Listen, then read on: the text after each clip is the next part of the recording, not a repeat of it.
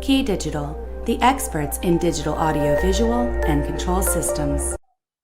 Hello, everyone, and welcome to another exciting episode of Unlocking AV with Mike T. We've got some very special guests with us this month. It's quite an international crowd today, so I think you're going to enjoy this discussion. Today's topic is going to be control systems used for commercial and residential ProAV applications. And our special guests are Jorgen Lee.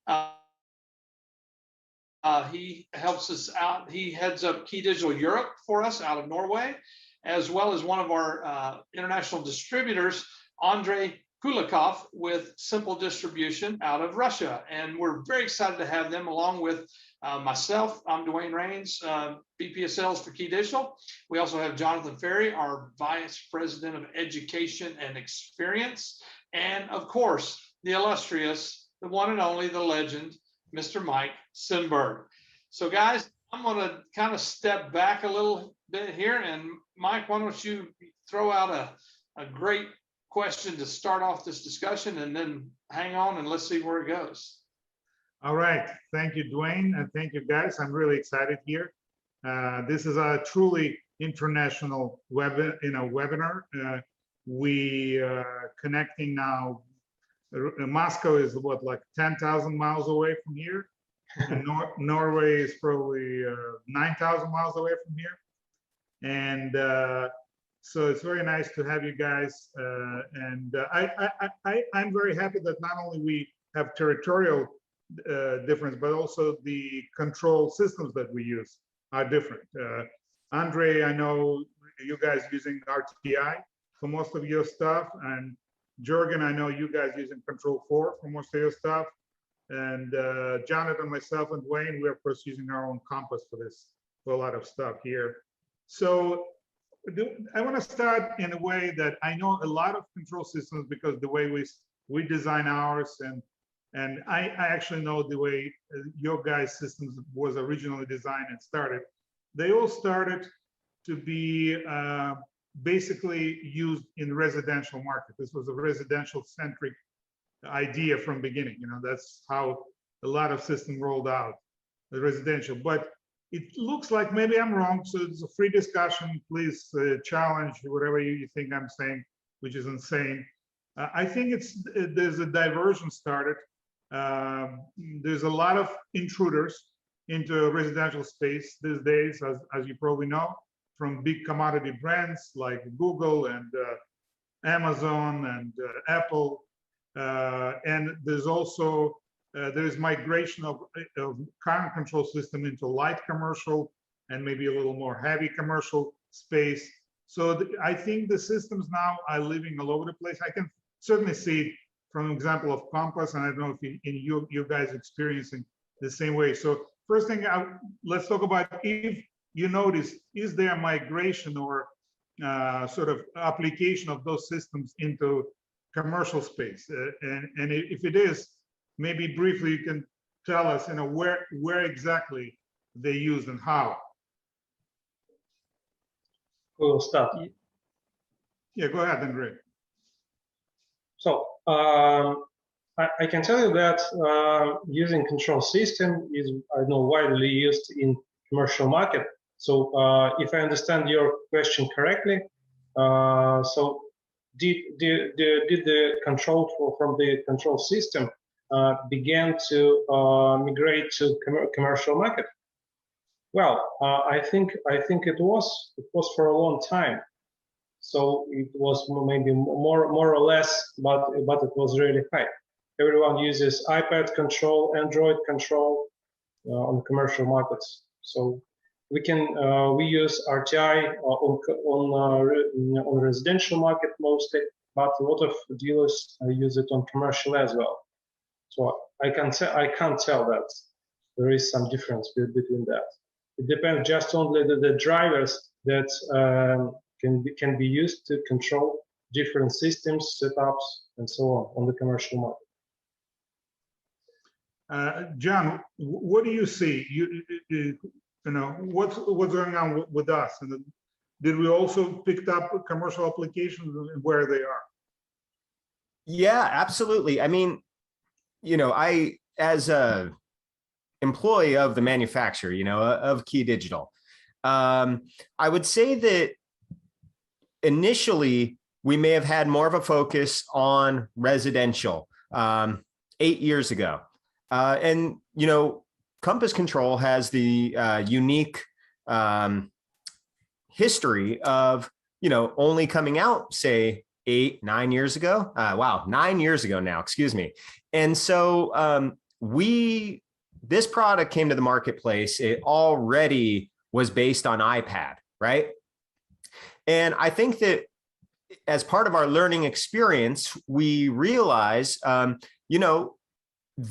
iPad is a touchscreen, and the touchscreen is already accepted in the commercial space.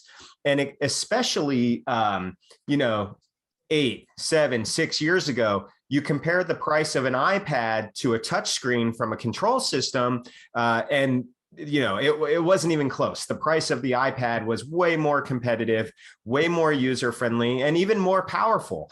And so being that was our user interface, the iPad, it really took the product, Compass Control, into a commercial direction. And I'd even say it's, and I'm able to say this as, manufacturer, it even steered our brand and our company and our product design from that point forward in the commercial direction as well. So it's been, I'd say there's definitely been an evolution. I fortunate, enough, and I think, Mike, you probably would agree with a lot of that, that evolution, in the learning curve that we went through with that. Yeah, well, I certainly noticed it. I just want to hear what you guys, from your experience. Jürgen, do you see also commercial being used more with the Control 4 as well?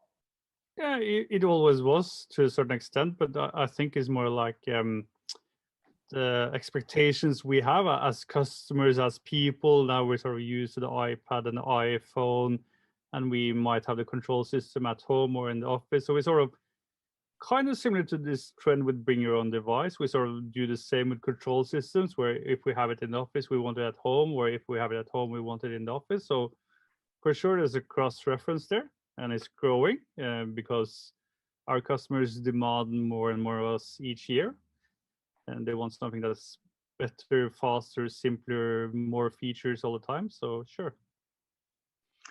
Jürgen, do you see a competition from large commodity brands like Alexa, Google, Apple competing with you in residential space? To some extent, yes, and to some extent, no. It's to some extent they're actually marketing control systems for us. They're sort of giving the customer a hint of what's possible, but then never truly deliver on the promise. Mm-hmm. So that's sort of they drive the demand for a control system. But of course, they also do lower the prices because it's a commodity brands, and sort of it's a little bit of mix. But all in all, we feel that they actually bring something to the table and make our life easier and more enjoyable. Sort of, they definitely push up the demand for a control system. So they cannot really truly customize, right? Because big brands, they can make a sort of global blanket, but they cannot customize for each specific home well. I think it goes back to like control systems has always been quite technical to set up.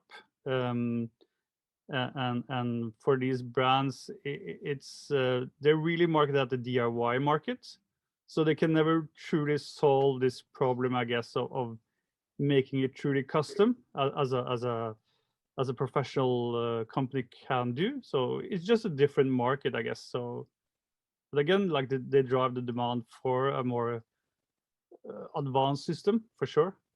We definitely see that. Mm-hmm. So where do you guys see how it's used? What kind of commercial applications you see people use generically, and where is the most use of systems like this, and what commercial spaces do you see that are really opting out for control systems? I think it's mainly like offices, you know, for meeting rooms, boardrooms. That's still the major market for us. That's again, it's sort of they want to have a lot of technology and they want to have it easily accessible for all the employees, and then they find out they truly need a control system to make it accessible for all the employees. So the control system is truly there to solve a problem, I guess. Andrei, you have the same experience. What happens there in Russia with the commercial control systems? Yes, Jürgen is absolutely right. Nowadays, a lot of commercial projects, they are near the conference room, conference halls, and so on. What we see, I can't tell for the whole market, but what we have is this view. I can tell that a few years ago we had very large K digital HDMI over IP with Control 4 control in one of the I don't know biggest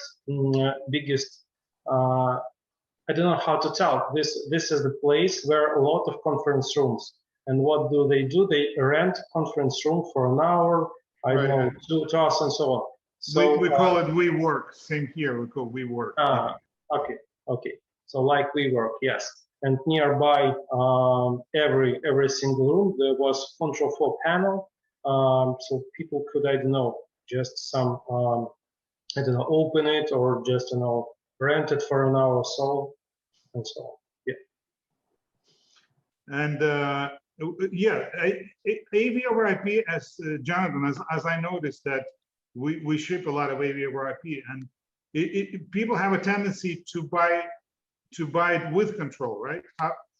What they doing with control when they go? Because AV over IP, most of them are sold in the commercial space. Yes, absolutely. Yeah, there is no. I can remember probably maybe two setups for residential, but they were short or kind of there was no HDMI cables, or probably the house was very long. But yes, mainly it's just only for commercial market. Yeah, and they need control. It can be Control 4, RTI, Crestron, and so on. So actually, it can be any control system because K-digital devices use very simple. Logic control. All the commands are in the manual. So I don't know. You can tell any decent control system, and you can easily control HDMI over IP, HDMI matrix, switchers, and so on. That's why you call your company Simple Distribution, because you like to distribute simple products? Yes, we call it K-Digital is a simple connection company. Yeah, and as I like to say, we are powerfully simple. Jonathan, what do you see in controlling? I mean, you're involved in all from every angle. The orders, the training, and also sometimes programming. Yeah. So there's applications that are, say corporate, I agree, government, room combined type systems in government, video walls in operation centers, network operation centers. Same goes for like hotels and hospitality, boardrooms and lobby spaces, conference rooms, places they rent out for weddings or trade shows, just depending on, what room, large, small, medium. But I think that the trend that's bringing the control system in is the AV over IP. The AV over IP, if you follow the trend of video in general, Dwayne, for example, was an audio guy, right? And then, probably at first of hearing of, oh, we're going to start doing video, maybe that's even a little intimidating at the time. But it's really not, it's easy. I think, maybe everything has its own learning curve. But then video became AV over IP. And beautiful thing is, on our AV over IP, we build the controlled system in. All the connections are in. It's an all-in-one system. audio, video, and control. And so, you know, if you have a sports bar, you have to put a decoder behind your display, for example. You already got the HDMI there. You just connect the IR out of the same box, single wire, right? No need for any additional wires, etc. So I think that, yeah, that has been, it's hard to say, you know, what came first, the chicken or the egg? Is it the application needs the control, or is what brought in Compass control, or is it that our AV over IP was kind of, hey, this is an extremely competitive product, great price point, huge capability and flexibility, and the control system is essentially included in it. All you have to do is program it. So, but yeah, we definitely want to keep it simple also to integrate with RTIs, Control4, Crestron, Extron, etc. So that's probably the best feedback possible, is, you know, how easy is it to work? It's, of course, you as a manufacturer should make sure that it's easy to work inside of your own ecosystem. How about with the others as well, right? And, you know, that sometimes can be a bumpy road. Some companies, you know, are more difficult to work with than others, and, you know, all sorts of other factors. But we want to make sure that's easy, regardless of what control system to work with our AV over IP. But Dwayne, what kind of a logic? I mean, when a dealer is thinking about putting AV over IP, what happens? Does he first thinks about control system, then attaches AV over IP to it, or it's the other way around? I mean, I think it can be either way. The nice thing, especially if they're using Compass, obviously AV over IP has made it even easier because it's all already on board. So you're not having to buy extra boxes and things of that nature. And so, you know, you look at what needs to be controlled besides your audio or your video distribution, and you go from there. I'd like to step back for a second, though, as far as talking about commercial versus residential. Now, my background before I came to Key Digital 2 years ago was, I was an integrator out in the field for 20 plus years. And as Jonathan said, I came from the audio side. Really what sucked me into the video, you had to do video if you're going to do churches and things of that nature, because that's part of it. But I didn't do a lot of distribution and things of that nature. Then when Compass came out, that's when I went crazy with Key Digital and those systems. Now, what was interesting was in 2012, 2013, you know, to me, Compass was more fitting to commercial because it was on iPad. And, you know, on the residential side, everybody wanted that remote, you know, that's what they're used to. But now, you know, 9 years later, here we are, everybody's used to doing everything off their phone and off their iPad. So at least in the United States, I'm really seeing more residential projects coming along in the higher end residential with our AV over IP as well as Compass.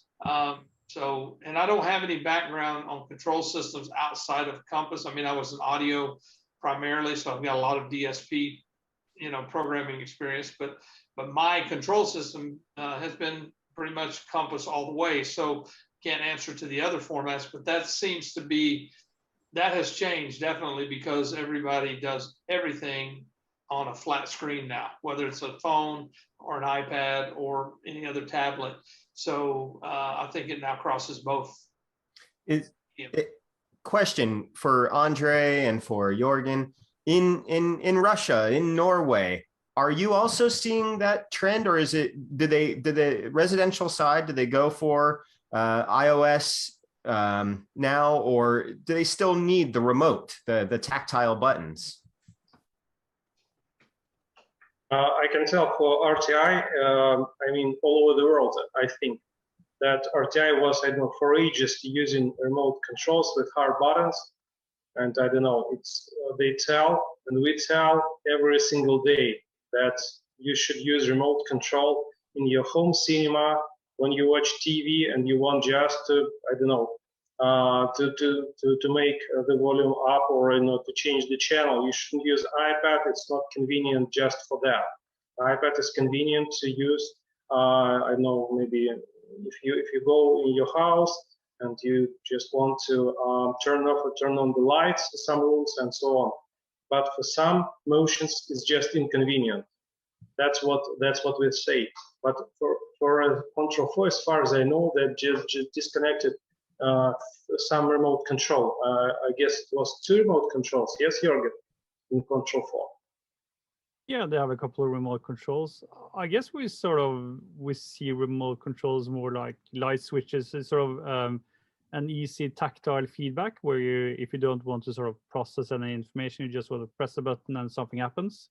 Then a remote control or a keypad on the wall sort of is a really nice solution. But whenever you want to do something a little bit more complex, then the iPad or the iPhone is a much more powerful tool where you can have the much more buttons, much more explanatory, the graphics, and it makes sense to use the iPad a lot of the time. And most of the feedback we get is like customers prefer to use their phone because it's always in their pockets. It's always on you as a person. So it's always available. It's always ready. It's always charged.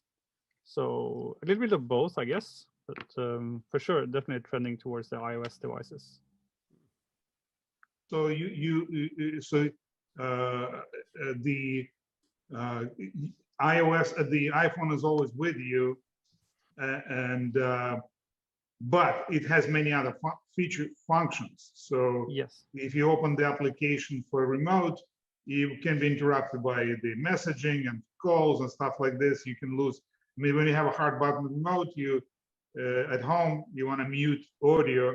It's instant. Here you have to flip a couple of screens before you get to that point.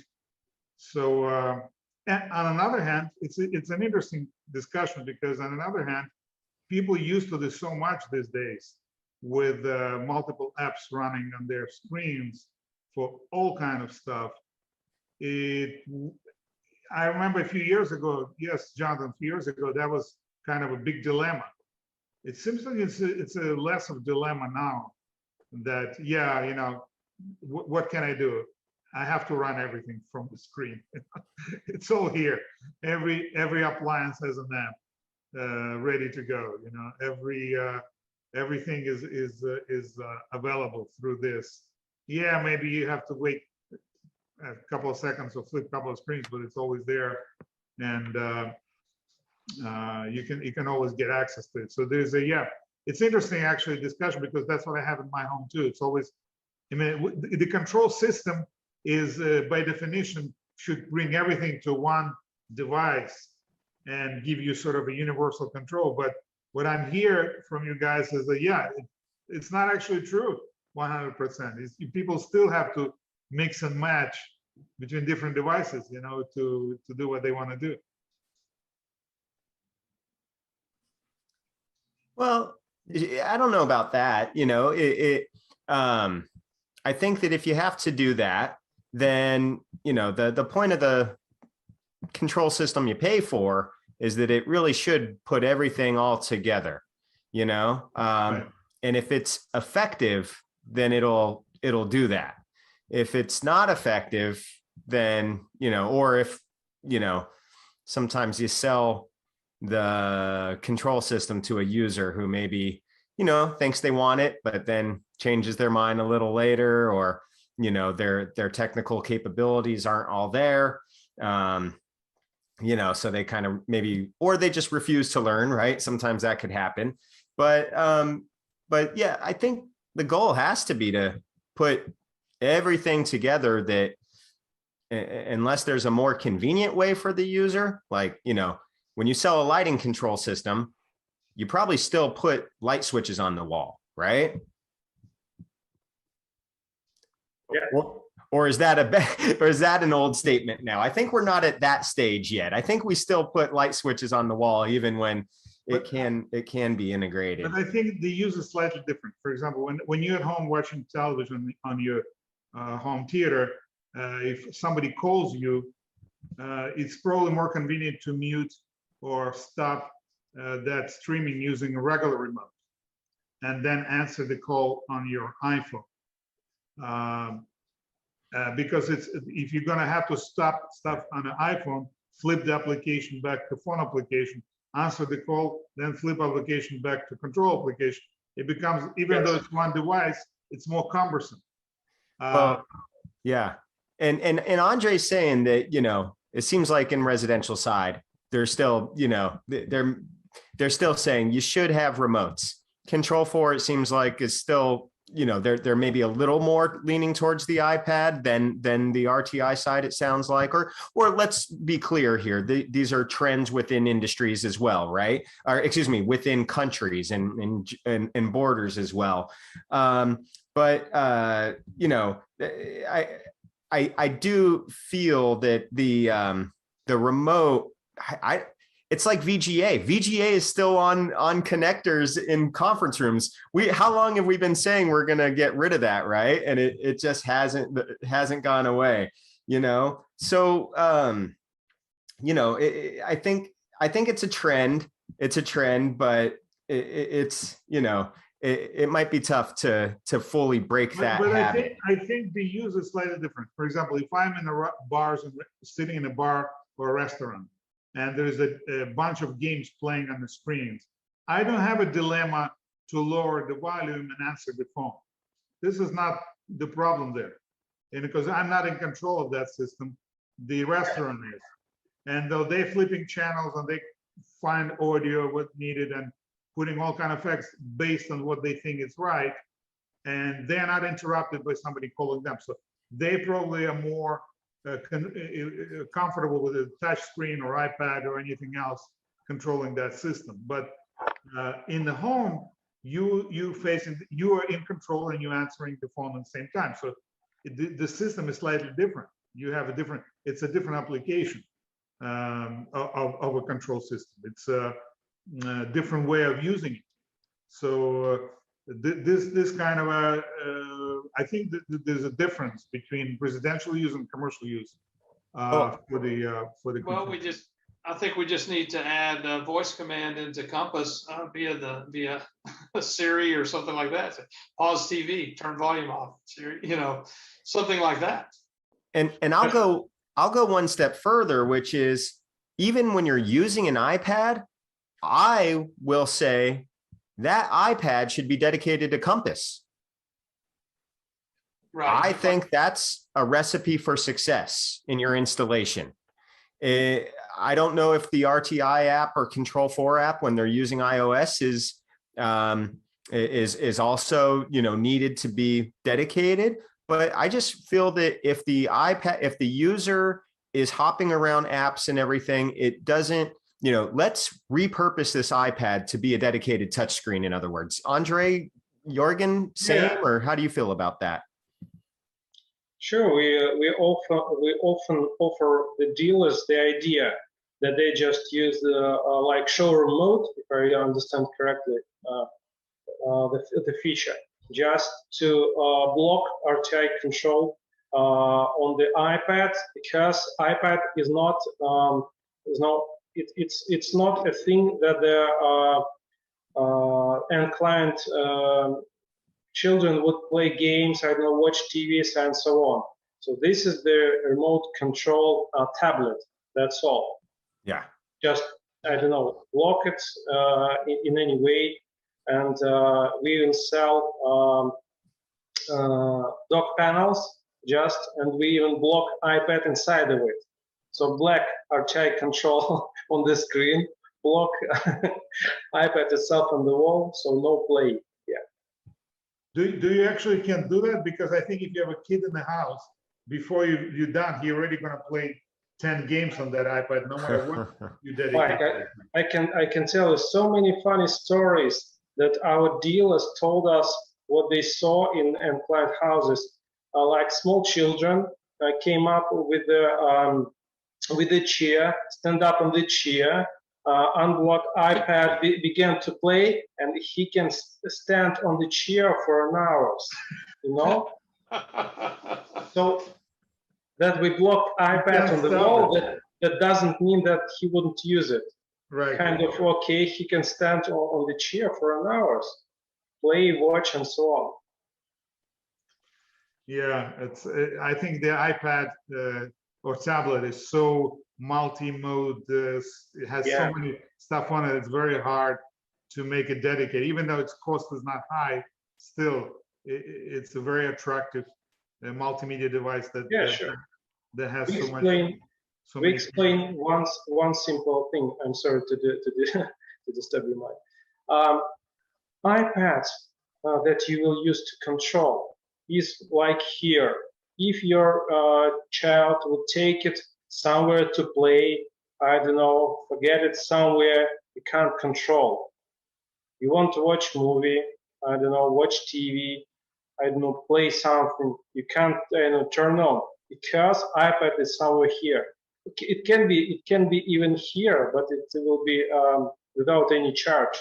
You'll need some time to charge it because I don't know, kids play it until it's just completely out of the battery and so on. So we explain very simple. This is the remote iPad. I don't know, remote panel. Don't give it to children. Well, people that can buy another iPad to play, to watch, and to learn and so on. So yeah, and with with the guided access option, you can lock it into the the app you want for control, and they can't go anywhere else unless they know what the code is to get out of there. Yeah, that guided access is huge. You could lock the iPad, you could dedicate it into just one app with guided access. And that's an iOS feature. Yeah, which I as an integrator did on every job that I did. And I would tell them right off the bat. Of course, mine was strictly commercial. And I said, this is not an iPad any longer. This is a control panel, and we'll lock it into the app, and it'll go dim, it'll be mounted, it'll be charging 100% of the time. And then you'll have a second one that you can walk around with. And that way, if it goes dead, you've still got the one on the wall to control until you get your other one charged back up. So do you think that kid in Andrei's house will not stand on a chair, will not find the access code to, even if it take him a couple of hours to break that access code? He will reboot, he will use different Apple ID, he'll find it out. Hey, speaking of iOS devices, how about the acceptance of the watch, the Apple Watch by the control system? Is that widely used in your, for your brands in your countries? No, I never heard about that, and I'm not sure that it's like an idea to use for that. But to think about, that makes sense sometimes. I didn't hear that anyone would offer. I never heard about any application from RTI or from some dealers to use iWatch for that. What about voice recognition, like Alexa type control? Alexa doesn't speak Russian. That's Really? why. I mean, it's not speaking and it doesn't understand. That's the main problem. But Siri and Google Assistant, they speak Russian, understand Russian. That's why people use it. But mainly, I know 95, 96% just use iPad and Siri and iPhone. I had just some story for you. At the beginning, you asked if there is some competition from Apple, Google, and some other companies, maybe in the market of control. Well, mainly not. They tried to do something, but this is not a really working, complicated system. It's just an idea that someone can control, but I never saw a ready-made system that would work completely, and that's all. But what dealers do and how they offer kind of Apple HomeKit, it's just the voice control. What they do, they just put, for example, RTI, and they can use Apple HomeKit just for voice control. And we have integration with shortcuts. It's very simple. It's not a problem anymore. So we can use RTI control and Apple HomeKit, like voice recognition. I don't know, to turn on the lights, to I don't know, to trigger a scene and so on. Only for that. So occasionally, a trend like this voice control will come along that starts in the residential side. Let's say Alexa, for example, as we're commonly, accustomed to calling it in the US. And then, people will say, hey, this is probably going to happen in the commercial space over some time. Any beginning to see that trend, come to actuality? No, I didn't notice that. Not yet, huh? Well, I know that there's a concern on the commercial side, because that means you've got an open mic at all times in a room that might have some sensitive information being discussed, and they don't know where that's going. And so that kind of I remember in the beginning of Alexa, some of our dealers would come back to us and say, hey, this end user is used to Alexa at home and he wants to use the same in his office. Remember? There was a bunch of people who asked for that. What happened? They realized it's not going to work well, or? I think it's a security issue. For one thing, is who wants to be in a meeting room and you don't know who's listening in? Right. Right. And there is one more thing that I noticed. One of the CDS shows that I don't know, maybe 4 or 5 years ago, when someone wanted to introduce Alexa control, and he was crying very loudly just for Alexa to hear him. Because if someone is talking, if someone is just, I don't know, takes a phone call, I don't know, some radio, some sounds, I don't know, some people, I don't know, just tell jokes and so on, it will just hurt and interfere Alexa control. But by Alexa, I mean any voice control, of course. But maybe, Andrei, maybe it's a level of intelligence of those control systems. They're not very intelligent yet. Maybe at some point they'll be so intelligent as we are. They will can separate who speaks, why, and implement those commands without listening to others, and have much more intelligent approach.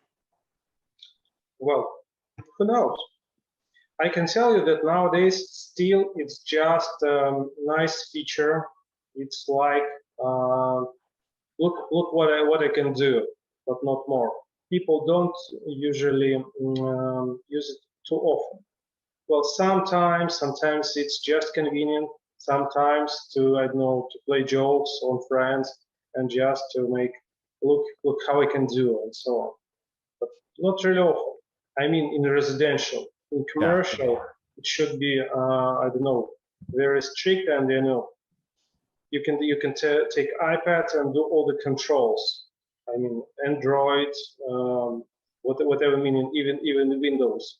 We often offer Windows control for the conference room and just people work in the office, or like office style people. They use PC, Mac, and we can offer control from PC.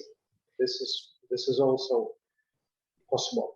Is it for PC Windows? Is it web-based, or is it through a dedicated software? Dedicated software is just kind of exe file. You just push it, and you will see like control panel, whatever size you want to fix. Bigger on the full screen, I don't know, in the center, small, and you can just move it like any PC application. Yeah. And you said really no Android though. Was that, look, let's go back 5-6 years. What was Android something that end users wanted initially? Was it something that installers wanted initially and then learned differently, or what was your experience with that? Well, actually 5 years ago and even 9 years ago, Android was not well accepted among people that would like to I don't know, have some home cinema hall, I don't know, smart control in his house and so on. The wealthy people use iOS, iPad, and iPhone.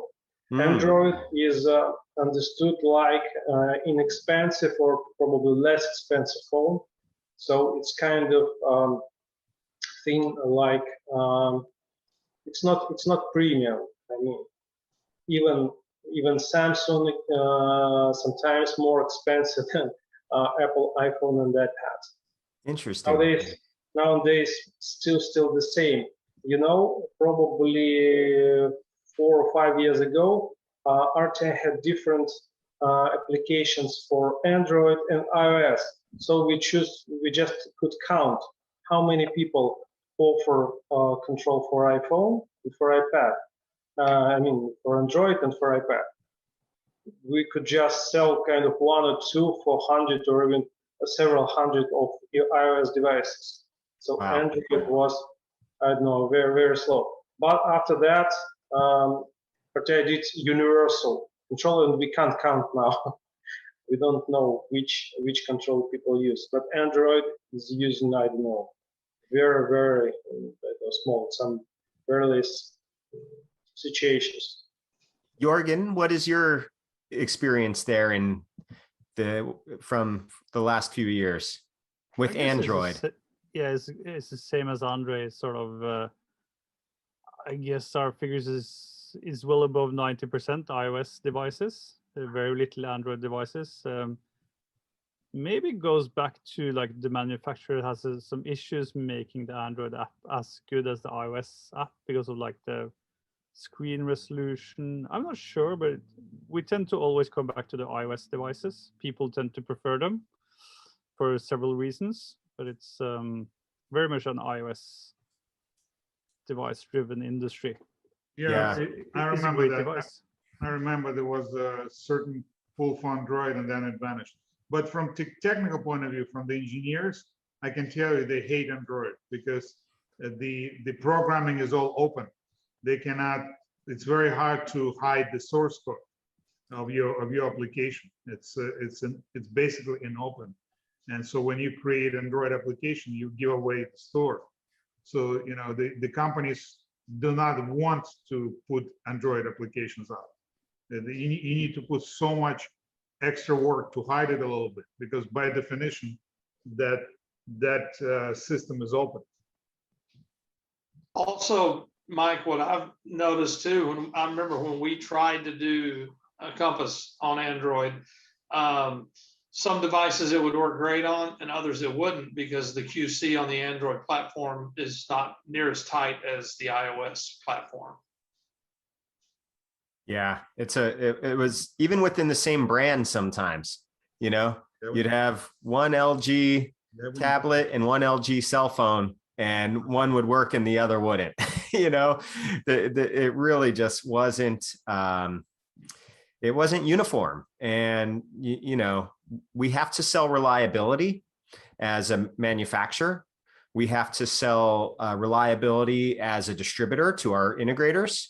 We have to sell reliability as an integrator to our customers. So if you can't confidently say this is going to be reliable, then how can you sell that, right? So yeah, that initial hope was there, but it's you know, once I think everyone experienced it, right?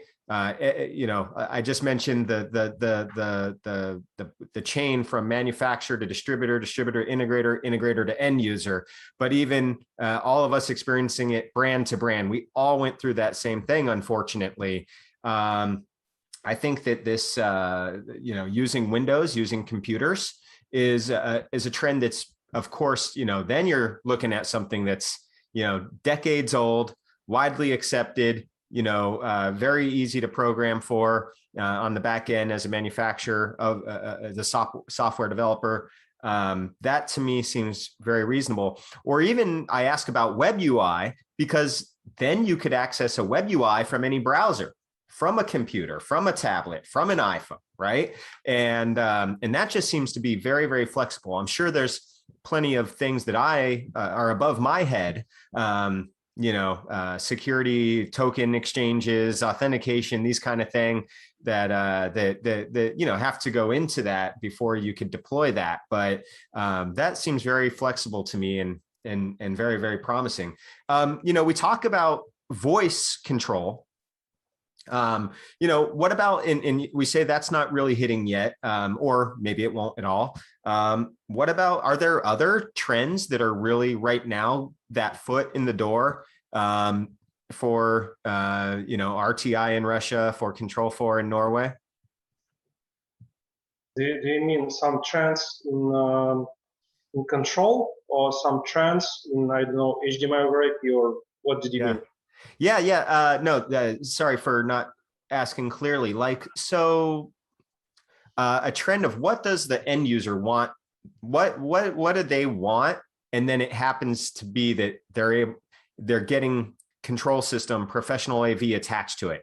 I'll just go ahead and say Sonos, for example. Sonos, years ago, that was the product that, like, okay, you need help setting up a Sonos system. Here's all the other things that you could do, because it's kind of like multi-zone on a very DIY scale. So, maybe it's another DIY trend that can generate opportunities for integrators in your area, in your country.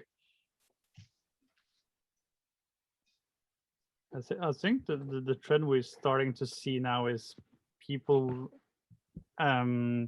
place more importance on security and sort of the peace of mind category, where they used to be very much AV centric, and then it was AV and lighting. Now it's also a lot of like access control, alarm integration, and that's for sure growing. And sort of, again, going back to control systems and why people choose the control systems, when we can show them how we can tie the alarm system with the lighting system, with the AV system, then it makes sense to them to do the investment. And also on the corporate side, if you can integrate the AV system with the lighting system, so it's easy to use, like one button to turn on the lights and the screen and the video for the video conferencing room, is sort of, that makes sense for people to sort of simplify their life, make it easier, accessible, and easier to use. And then the control system sort of brings several different technologies together. That's sort of what it does for the customer. So yeah, I think that's a trend we're seeing. So you see in commercial space, there's a need to integrate lighting and AV, audio, video together as a trend, right? But is the same in residential or no? Yeah, like when you do video conferencing, which has been really popular now because of the COVID situation, like people tend to have too much light in the room or too little light in the room. So if you can automatically adjust the blinds and the lighting in the ceiling, so you get like the best possible picture quality without people thinking about it, just the press of a button. For sure, it helps. Yeah, this is interesting. I mean, we just touched on as we're doing now, Zoom. That is very comfortable, right? It came about because of COVID. This technology is so portable now, easy to use. We can assemble this meeting and just by basically exchanging a couple of emails. We would, even before with Skype or something, where meetings and some other systems, it was possible, but not really popular. I remember this Russian system, Andrei, you used some kind of a system that I had to spend a half a day to test it out before it worked for webinars. But now it's so easy. So it's definitely penetrated our lives in so many ways. Now, how will this affect our space? We are constantly discussing this here.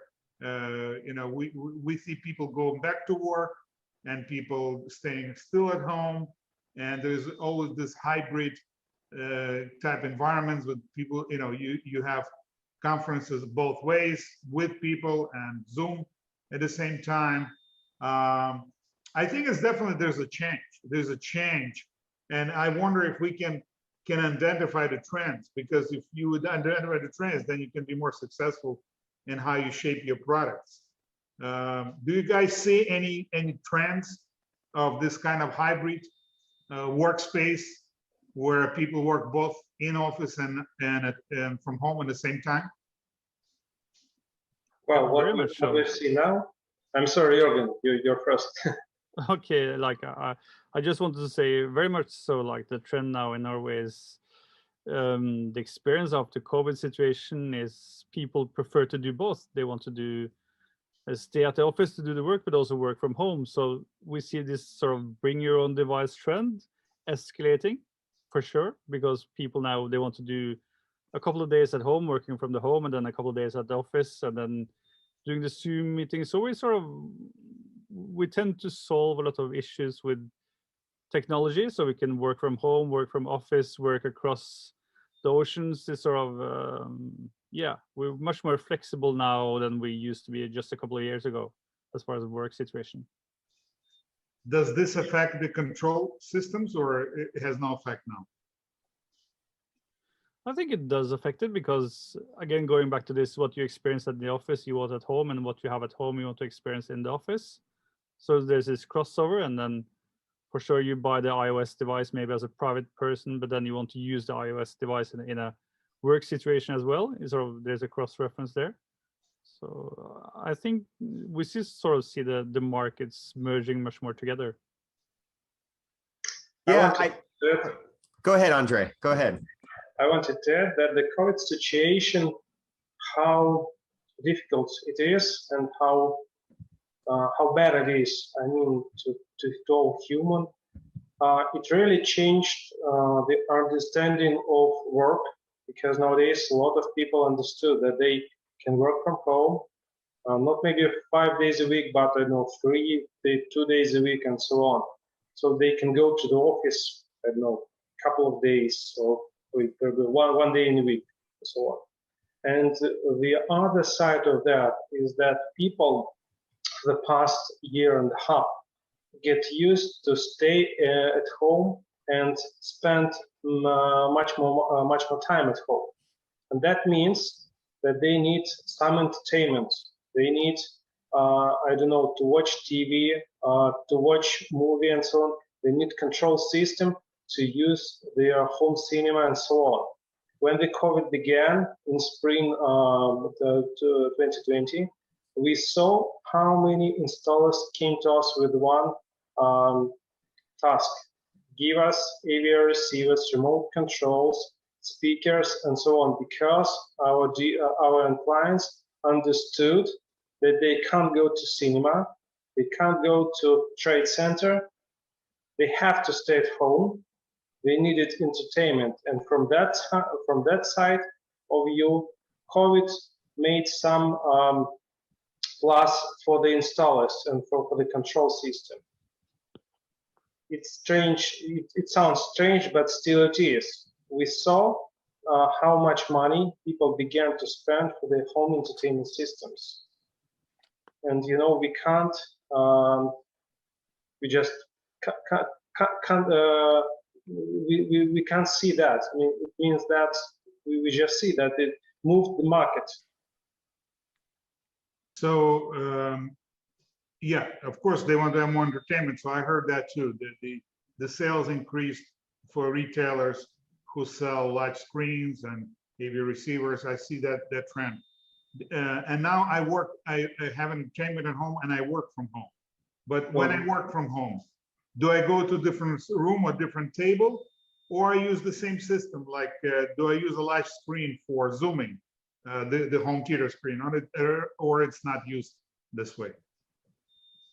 Well, if someone has a separate room, some cabinet for that, well, usually people really use it. But that doesn't mean in COVID time or not COVID time. I mean, if some businessman, some person has separate room, he will work here because it's, you know, it's convenient, because your children, they're crying, they want to play with you, they want to ask you to go on the streets and so on. One of my colleagues, he was talking to me on the phone from his home, from his separate room, and I heard his small daughter was crying behind the door. Daddy, can you go to me to, I don't know, to play for something? And you know, she was crying really, really loud. And he told me, I can't explain to her that I'm working.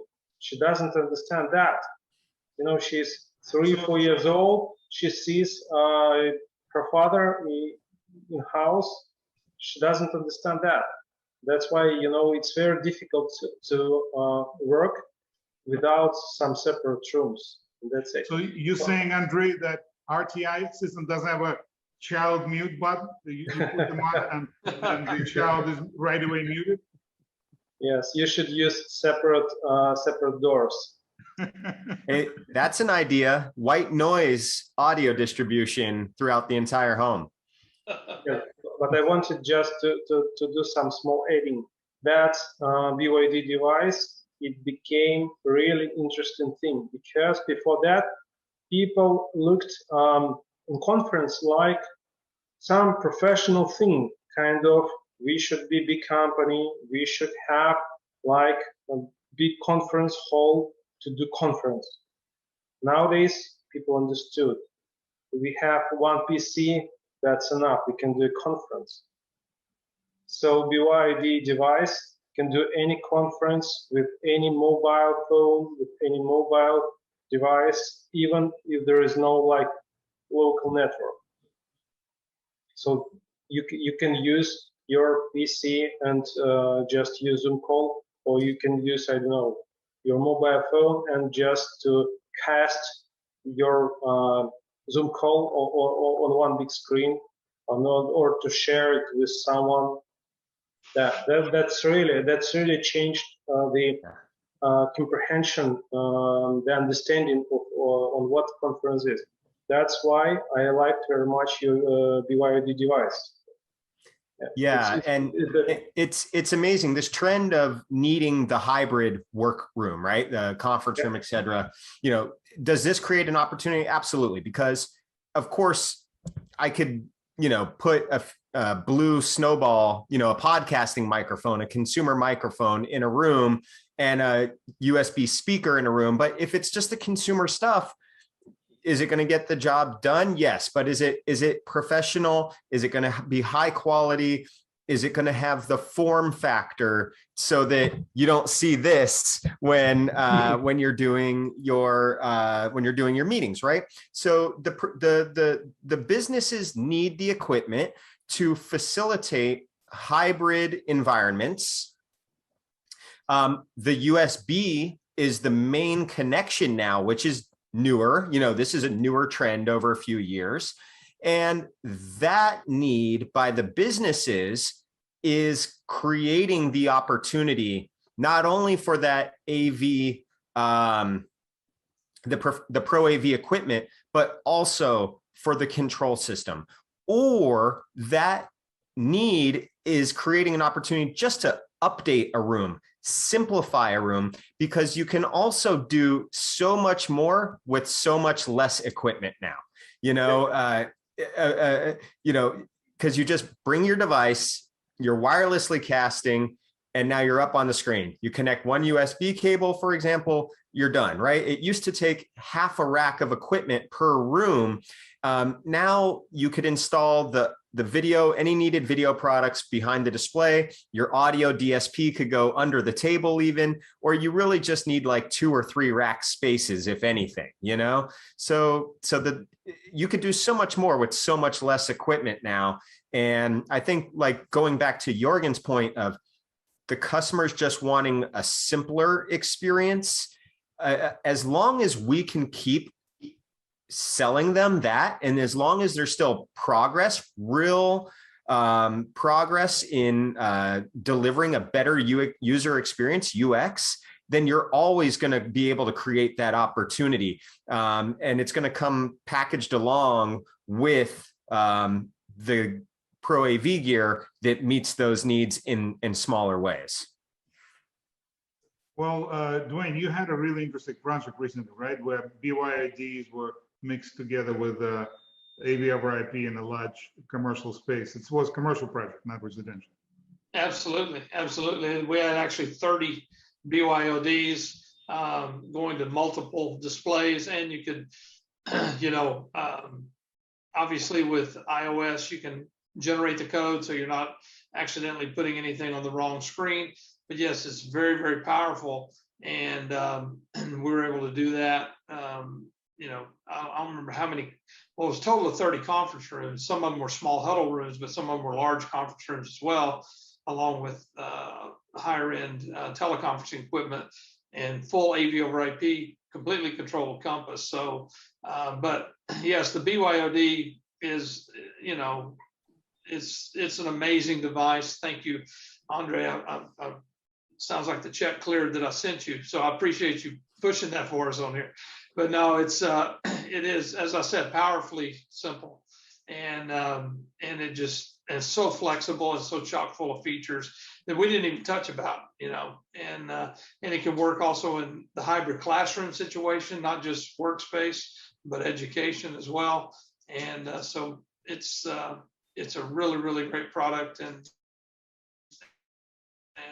thank you for bringing it. Yeah, I think I'm just always think that our lives change so much, and there's better and worse situation. But in business, what it means, there are opportunities that's opening up for everybody, and we have to keep our eyes open because people who recognize that, they'll take advantage of that first, and they'll create a market share for this first as well. So it's Yeah. great. So you know, I don't know how you feel, guys. I think we're already 1 hour here, and Yeah. I don't want to abuse your hospitality. I think soon you have to go to bed there in Russia and Norway, and we still have full day ahead of us. So I really appreciate you guys coming on, and hopefully you will agree to do it some other day again for different topics. And Jonathan and Dwayne, I really appreciate your time as well. And so I propose let's wrap it up. And thank you for the webinar. It was really